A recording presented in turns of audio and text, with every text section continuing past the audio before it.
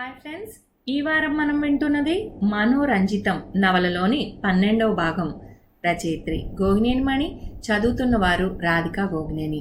మరి 12వ భాగంలోకి వెళ్లే ముందు ఇప్పటిదాకా జరిగిన కథ ఏమిటో విందామా? మందు వ్యసనానికి బానిస అవడంతో మహిమ అభిరామ్ నుంచి విడాకులు తీసుకుంటుంది. తన చిన్నారి కూతురు వసుధ రాసిన ఉత్తరంతో అభిరామ్కి కనువిప్పు కలిగి ఎలాగైనా మందు వ్యసనాన్ని నుంచి బయటపడాలనుకుంటాడు. తను బయటపడటమే కాకుండా యువతకు మందు, డ్రగ్స్ వంటి వ్యసనాల వల్ల అనర్థాలు వివరిస్తూ రంజిత్ పేరుతో విడుదల చేసిన వీడియోలు చాలా ప్రజాదరణ పొందుతాయి. అదే ఆశ్రమంలో ఉంటున్న శకుంతల అభిరామ్ వ్యక్తిత్వానికి ముగ్ధురాలై అతన్ని ఆరాధిస్తూ ఉంటుంది. అభిరామ్ మాత్రం తను మళ్ళీ మహిమ, వసుధతో కలిసిపోయే అవకాశం కోసం ఎదురు చూస్తుంటాడు. ఆ తర్వాత ఏం జరిగిందో 12వ భాగంలో వినండి. విన్నారుగా, ఇక కథలోకి వెళ్దామా? మనోరంజితం నవలలోని 12వ భాగం. స్కూల్ నుండి వచ్చిన వసుధ బ్యాగ్ ఒక చోట పెట్టేసి అలిగినట్లుగా మొహం ముడుచుకుని కూర్చోవటం చూసి మహిమ కంగారు పడింది. ఏమైందంటూ ఆరా తీసింది. అయినా అలాగే ఉండటంతో 2-3 సార్లు రెట్టించి అడిగినా ఫలితం లేకపోయేసరికి దగ్గరకు తీసుకుని, ఏదైనా నాకు చెప్పకపోతే ఎలా తెలుస్తుందమ్మా? నువ్వు అలా ఉంటే నాకు ఎంత దిగులుగా ఉంటుందో నీకు తెలీదా అంది. మహిమ ఒడిలో తల దాచుకుని అమ్మా అంటూ వసుధ ఏడుపు మొదలు పెట్టేసరికి కంగారు పడుతూ, ఏడవకు, విషయం చెప్పు ముందు అంటూ బుజ్జగించింది మహిమ. అమ్మా, స్కూల్లో నా పక్కనే కూర్చునే నా ఫ్రెండ్ గీత ఏం చెప్పిందో తెలిసినా, వాళ్ళ ఇంట్లో వాళ్ళందరికీ రంజిత్ వీడియోలు అంటే బాగా ఇష్టమట. ఏది విడుదలైనా వెంటనే చూసేస్తారు. ఆ తర్వాత నాకు వర్ణించి చెప్తూ ఉంటుంది. ఈవేళ ఇంకో విషయం కూడా చెప్పింది. ఆ రంజిత్ అనే ఆయన ఒక చిన్న పాప కలిగించిన స్ఫూర్తితో తాగుడు వ్యసనం మానేయాలనే నిర్ణయానికి వచ్చి అలాగే చేయగలిగాడట. అప్పటి నుండి ఆ వ్యసనం కలిగించే అనర్థాల గురించి ప్రచారం చేయాలనే అభిప్రాయంతోనే వీడియోలు తీస్తున్నాడని, అవన్నీ తన చిన్నారికే అంకితమని ప్రకటించారట. గీత వాళ్ళమ్మ, చిన్నారి అంటే ఆయన కూతురే అయి ఉంటుంది, లేకపోతే అంత ప్రేమ చూపించడులే అందని నాతో చెప్పింది. ఒక్క నిమిషం నిశ్శబ్దంగా ఉండిపోవటంతో మహిమ, ఇందులో నువ్వు బాధపడటానికి ఏముంది? ఆ వీడియోలు చూడాలనిపిస్తే చూద్దాం, అంతేగా అంది కొంచెం ఆశ్చర్యంగా చూస్తూ. వసుధ వెక్కిళ్ళు ఆపుకుని మెల్లగా అంది, మరి నేను కూడా నాన్నకి రమ్మనమని ఉత్తరం రాశానా? నాన్నకి నేనంటే ఇంకా కోపం పోలేదు కాబోలు. రాను లేదు, జవాబు రాయలేదు. ఎవరో ఆ చిన్నారంటే వాళ్ళ నాన్నకి అంత ఇష్టం. మరి మా నాన్నకి నేనంటే అస్సలు. వసుధకు మళ్ళీ ఏడుపు వచ్చేసింది. మహిమ వసుధను విస్మయంగా చూసింది. నువ్వు నాన్నకి ఉత్తరం రాసావా? ఎప్పుడు, ఎలా అడిగింది. వసుధ తండ్రికి ఉత్తరం రాసిందన్న వార్త కలిగించిన దిగ్భ్రాంతి నుండి మహిమ పూర్తిగా బయటపడలేదు. వసుకి తండ్రి పట్ల అంత ఇష్టం ఎలా వచ్చింది? తెగతెంపులు చేసుకున్న తండ్రి పట్ల మమకారం ఉండటం సాధ్యమేనా? రోజూ కనిపిస్తూ గారం చేసే తండ్రి పట్ల ఇష్టం ఉండటంలో ఆశ్చర్యం లేదు. కానీ తనని దూరం పెట్టి భయపెట్టిన తండ్రి పట్ల వసుధకు అంత ఆపేక్ష కలగటం నిజంగా ఆశ్చర్యమే అనుకుంది. అమ్మా, బిగుసుకుపోయినట్లుగా ఉన్న తల్లిని చేయి పట్టి కదుపుతూ అంది వసుధ. నీ హ్యాండ్ బ్యాగ్లో ఉన్న కార్డు ఎవరిదని ఒకసారి అడిగితే నువ్వు నాన్న ఫ్రెండ్దని చెప్పావుగా. ఏమైనా సాయం కావాలంటే ఫోన్ చేయమని ఇచ్చారని అన్నావుగా. అందుకని నేనే ఆ నెంబర్కి ఫోన్ చేసి వెంకట్ గారిని నాన్న అడ్రస్ తెలుసునా అని అడిగితే చెప్పారు. అలా రాశానన్నమాట. నాన్న దగ్గర నుండి జవాబు వచ్చినా, నాన్నే వచ్చినా నీకు సర్ప్రైజ్గా ఉంటుందని ముందుగా చెప్పలేదమ్మా, సారీ అంది తల్లి కళ్ళల్లోకి చూస్తూ. మనల్ని వదిలి దూరంగా వెళ్ళిపోయిన నాన్న ఎందుకు కావాలనిపించింది వసు? మహిమ గొంతు కూడా బొంగురిపోయింది. నాన్న గురించి నువ్వే కదమ్మా రోజు చెప్పేదానివి. నాన్నకి ఆ అలవాటు లేకపోతే చాలా మంచివారని కూడా అన్నావు కదా. పైగా నేను నిద్రపోయాక కూడా నాన్న గురించి చాలా కబుర్లు చెప్పుకునేదానివి. నాకు పూర్తిగా నిద్ర పట్టకపోతేనో లేక వెంటనే మెలకు వచ్చేసినప్పుడో నీలో నువ్వు చెప్పుకుంటున్నట్లుగా అవి ఇవి అప్పుడప్పుడు విన్నాగా. అందుకే నాన్నంటే భయం, కోపం పోయి నాకు ఇష్టం వచ్చి ఉత్తరం రాయాలనిపించి మళ్ళీ తండ్రి దగ్గర నుండి జవాబేమీ రాలేదనే విషయం గుర్తుకు వచ్చి కాబోలు వసుధ ఏడుపు మొదలుపెట్టింది. ఊరుకో వసు, నీకో సర్ప్రైజ్ ఇద్దామని నేను నువ్వు స్కూల్ నుండి ఎప్పుడు వస్తావా అని ఎదురు చూస్తూ వచ్చాక చెప్దామనుకుంటే నువ్వు రాగానే ఏడుపు మొదలుపెట్టావు. దాంతో నేను అసలు విషయం మర్చిపోయాను. మనిద్దరం 2 రోజుల్లో ఊరు వెళ్తున్నాం. బెర్తులు కూడా రిజర్వ్ చేయించేశాను ఈవేళే, తెలుసా? వసుధ ఉత్సాహంగా ప్రశ్నలు మొదలుపెట్టేసింది. ఏ ఊరు అమ్మా? బంధువులింటికా? మనం ఎప్పుడైనా వెళ్ళామా? హైదరాబాద్ అని ముక్తసరిగా జవాబు చెప్పి ఊరుకుంది మహిమ. వసుధ వదిలిపెట్టకుండా, అలా ఒక్క ప్రశ్నకే జవాబు చెప్పి ఊరుకుంటే ఎలా అమ్మా? ఎగ్జామ్లో జవాబు తెలిసి రాయకుండా ఉంటే నువ్వు కోప్పడతావుగా. మరి ఇప్పుడు అన్ని ప్రశ్నలకు జవాబులు చెప్పవే, నాకు కోపం రాదు అంటూ తల్లిని నవ్వించే ప్రయత్నం చేసింది. మహిమ పెదవులపైకి చిరునవ్వు వచ్చింది. సరే సరే, అలాగే చెప్తాలే. నువ్విప్పుడు ఎవరి గురించి బాధపడ్డావో అక్కడికే. నిజంగా? వసుధ కళ్ళు పెద్దవి చేసి చూస్తూ అడిగింది. అవును, చూసావా నీ మనసులోని కోరిక నాకు ఎలా తెలిసిపోయిందో? తమాషాగా అంది మహిమ. నాన్న దగ్గర నుండి ఉత్తరం వచ్చింది కదూ, ఎవరికి రాశారు? నీకా నాకా? ముందుగా ఎందుకు చెప్పలేదు? బొంగమూతి పెట్టింది. మీ నాన్నకు ఉత్తరం రాశావని నాకు ఇన్నాళ్ళ తర్వాత ఇప్పుడు అది మీ ఫ్రెండ్ ఏదో అంటే గుర్తుకు వచ్చి చెప్పావు. నేను టికెట్స్ బుక్ చేసి ఈరోజే నీకు చెప్పానుగా అంది మహిమ. అవును, నువ్వు మంచి అమ్మవి అంటూ మహిమ చెంపలపై ముద్దులు పెట్టింది వసుధ. మహిమ నిట్టూర్చి ఊరుకుంది. వసుధ ఇంకా ఏవో సందేహాలు అడగబోతుంటే ఆ వివరాలన్నీ తర్వాత అని తేల్చేసి ఊరుకుంది. వసుధ కూడా సరే అన్నట్లు మౌనం వహించింది. అంతకు 2 రోజుల ముందు మనోరమ వాళ్ళు మహిమ ఇంటికి వచ్చారు. అప్పటికి వసుధ ఇంకా ఇంటికి రాలేదు. హైదరాబాద్లో డీఅడిక్షన్ సెంటర్ నుండి ఉత్తరం వచ్చిన సంగతి చెప్పారు. అక్కడ శిక్షణా కార్యక్రమంలో భాగంగా వ్యసనం బారిన పడి విముక్తి కోసం చేరిన వాళ్ళ తల్లిదండ్రులు, బంధువులు లేదా ఆత్మీయులతో సమావేశాలు అప్పుడప్పుడు ఏర్పాటు చేయటం ఉంటుంది. తమ వాళ్ళు ఎలా అలవాటుకు లోనయ్యారో, ఎలాంటి సమస్యలతో తాము ఇబ్బంది పడ్డారో లాంటి అనుభవాలను పంచుకుంటే అందరికీ ప్రయోజనకరమైన విషయాలు తెలుస్తాయని ఆ సమావేశాల ఉద్దేశం.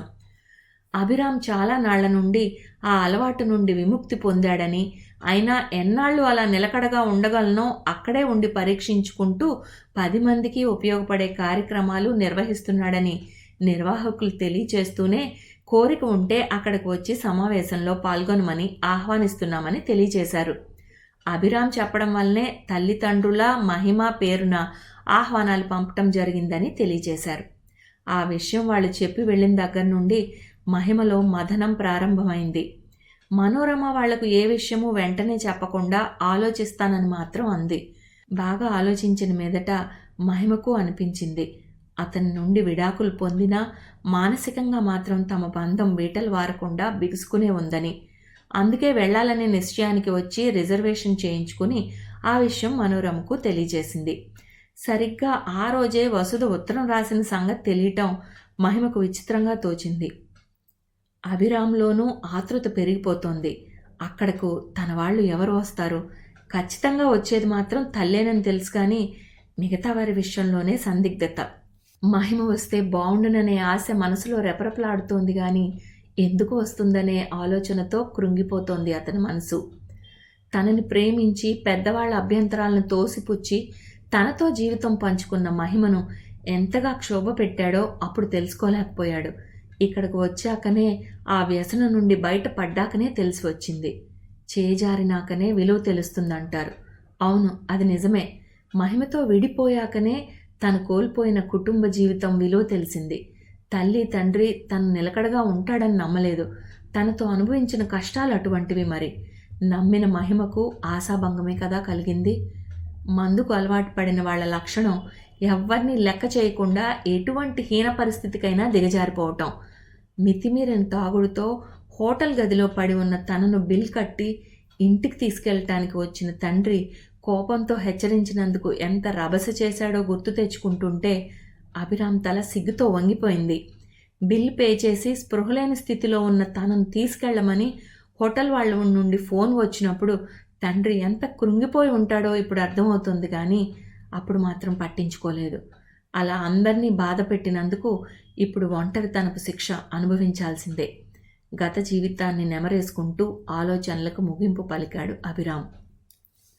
మరునాడు మహిమ వెంకట్కు ఫోన్ చేసి వసుకి అభిరామ్ అడ్రస్ ఇచ్చిన విషయం తనకి ఎందుకు తెలియచేయలేదు అని ఆరా తీసింది. మీరే అడగమన్నారనుకున్నానని జవాబు చెప్పాడు అతను.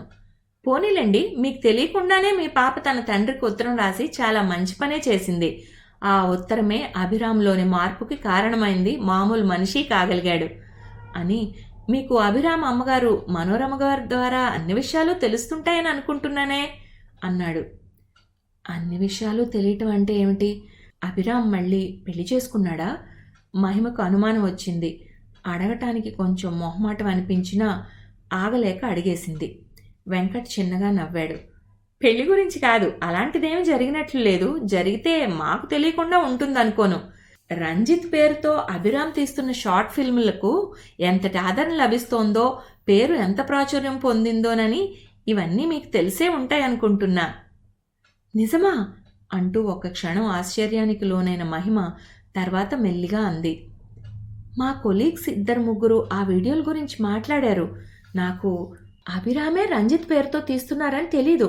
అత్తయ్య వాళ్ళు వచ్చినప్పుడు ఆ సమయంలో వసు ఉంటే తనతోనే ఎక్కువగా మాట్లాడుతూ ఉంటారు. ఒకసారి మాత్రం ఏదో చెప్పబోతూ బంధమే లేకుండా పోయినప్పుడు ఆ విషయాలు ఎందుకులే అన్నారు. అంటే అభిరామ్ గురించేనని అనుకున్నా కానీ నేను తరిచి అడగలేదు అంది మహిమ. అతను మహిమ గురించి వివరాలు అడిగితే స్కూల్ నుండి మరో దానిలోకి మారానని, ఆ ఉద్యోగం బాగుందని క్లుప్తంగా చెప్పి ఫోన్ సంభాషణ ముగించింది.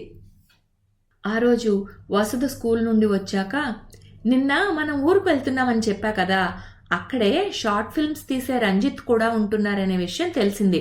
మనము కలుద్దామా అని అడిగింది మహిమ. వసుధ చాలా ఉత్సాహపడుతుందని మహిమ ఊహించింది. తన ఫ్రెండ్స్ అంతా రంజిత్ వీడియోల గురించి చాలా గొప్పగా చెప్పుకుంటూ ఉంటారని ఎన్నోసార్లు చెప్పింది. మరి అయితే వసుధ మాత్రం, నాన్నను కలవాలనే నాకు ఆతృతగా ఉంది. నాకు ఇప్పుడు భయం లేదని ఇంటికి వచ్చేయమని అడుగుతా. మనందరం చక్కగా కలిసి ఉంటే బాగుంటుంది కదమ్మా అంది. మహిమకు ఒక అనుమానం వచ్చింది. తన వల్లనే తండ్రి ఉద్యోగం అంటూ దూరంగా వెళ్ళిపోయాడనే అనుమానంతో గిల్టీగా బాధపడుతోందా? అందుకే తిరిగి రమ్మని అడుగుతోందా? అదే మాట అడిగింది. కాదన్నట్లుగా తల ఊపింది వసుధ.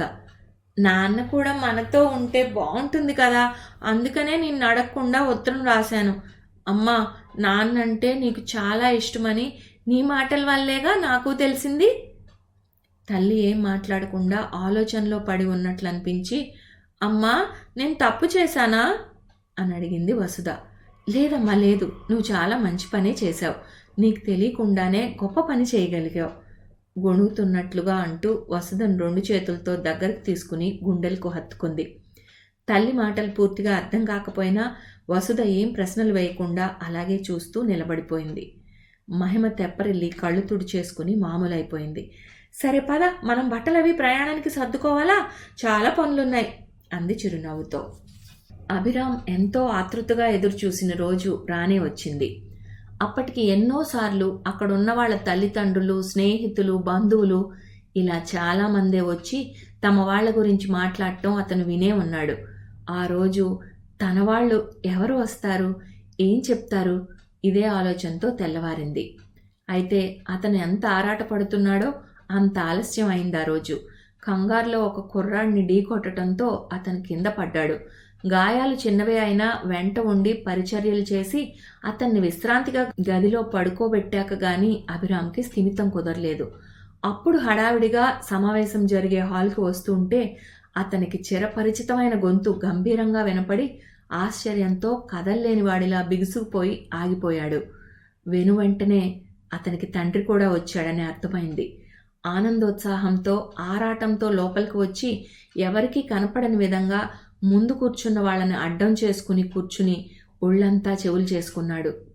మా అబ్బాయిదే తప్పని నాకు అనిపించదు. నా వల్ల పొరపాట్లు జరిగాయి. తల్లిదండ్రులు బిడ్డల పట్ల మితిమీరిన ప్రేమాభిమానాలతో తమకు తెలియకుండానే ఒక్కోసారి వాళ్ళ అభివృద్ధికి ఆటంకంగా నిలబడటము జరుగుతూ ఉంటుందనిపిస్తోంది. మా వాడి పట్ల మేము అదే చేశాం.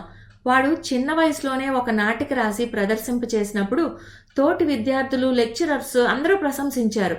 ఆ ప్రశంసలకు తను తెలివైన ప్రత్యేకమైన వ్యక్తిననే భావంతో అహంకారాన్ని పెంచుకున్నాడు. అది గమనించిన వాళ్ళమ్మ కన్న ప్రేమతో అది మంచిది కాదని చెప్పలేకపోయింది.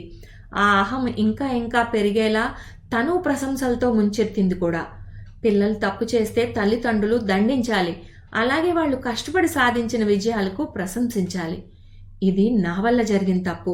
వాడి విజయాలను ప్రశంసించకపోయినా తప్పులను మాత్రం వేలెత్తి చూపి దండిస్తున్నానని మా అభిరామ్ నన్ను ఒక తండ్రిగా కాకుండా కఠినాత్ముడిగా మాత్రమే గుర్తించాడు. దాంతో నా పట్ల నిరసన చూపిస్తూ నిర్లక్ష్యాన్ని పెంచుకున్నాడు. మరి నేనేనాడు తండ్రిలా ప్రేమగా దగ్గరకు తీసుకోలేదు గాని క్రమశిక్షణ పేరుతో దూరంగా మాత్రం పెట్టాను. ఇది నాకు తెలిసే జరిగిన విషయం. మీకు ఒక ఉదాహరణతో వివరిస్తాను. కొడుకు చూపించిన తెలివితేటలకు మురిపెంతో తండ్రి కొడుక్కి ఓ స్వీట్ తినిపించాలని కొడుకు దగ్గరకు వచ్చినప్పుడు ఆ కొడుకు తల్లి ఒళ్ళో కూర్చుని అప్పటికే చాలా తిని ఇక తినలేని స్థితిలో ఉండటం చూసి తీపి అంత ఎక్కువగా తినటం అనేది ఆరోగ్యానికి మంచిది కాదని మందలించి వెనుతిరగటం జరుగుతుంది. మా అబ్బాయి విషయంలో జరిగింది ఇదే. అర్థమైందనుకుంటాను. ప్రశంస కూడా తీపి మిఠాయి లాంటిదే. ప్రశంస అనేది పన్నీటి చిలకరింపులా ఉండాలని అంటారు. అప్పుడే పులకింత కలిగిస్తుంది. మితిమీరి వెల్లువెత్తితే ముంచేస్తుంది. మొదటికే మోసం తెస్తుంది. తలకెక్కిన అహం పతనానికి దారితీస్తుంది. పార్టీల పేరుతో మా వాడు మందుకు అలవాటు పడినప్పుడు ఆందోళన చెందేనే గాని ఏం చేయాలో తోచలేదు. తల్లిదండ్రుల అలవాట్లే పిల్లలకు వస్తాయని నమ్మిన వాణ్ణి. నేనెప్పుడూ ఏ దురలవాటుకు లోనవలేదు. క్రమశిక్షణను నిత్యము కవచంలా ధరించిన వాణ్ణి. మరి నా కొడుకు ఎందుకు పెడదారి పట్టాడు? నా ప్రవర్తన మంచి పాఠంలో ఉపయోగపడలేదెందుకు? అర్థమయ్యేది కాదు. వృత్తి జీవితంలో ఎవ్వరికీ నా వైపు వేలెత్తి చూపటానికి అవకాశం ఇవ్వకుండా, మచ్చ అనేది లేకుండా నా ధర్మాన్ని నిర్వర్తించాను. వ్యక్తిగత జీవితంలో మాత్రం ఓడిపోయాను. కొడుకు మందు మత్తులో యాక్సిడెంట్ చేసి హాస్పిటల్లో ఉన్నాడని కబురు వస్తే ఆ తండ్రి పరిస్థితి, మానసిక స్థితి ఎలా ఉంటుంది? వాడికి ఎదురైన ఆపద గురించి దిగులు ఉన్నా అవమాన భారంతో వాడి ప్రవర్తనకు కోపంతో రెచ్చిపోయాను. నాకేమీ సంబంధం లేదని చీదరించుకున్నాను కానీ హాస్పిటల్కి వెళ్ళి చూడకుండా ఉండలేకపోయాను. ఆ సన్నివేశం గుర్తుకు వచ్చింది కాబోలు నిరంజన్ రావు కళ్ళ నుండి నీళ్లు దారలు కట్టాయి. ఇంతటితో 12వ భాగం సమాప్తం. వచ్చే వారం 13వ భాగంతో కలుద్దాం.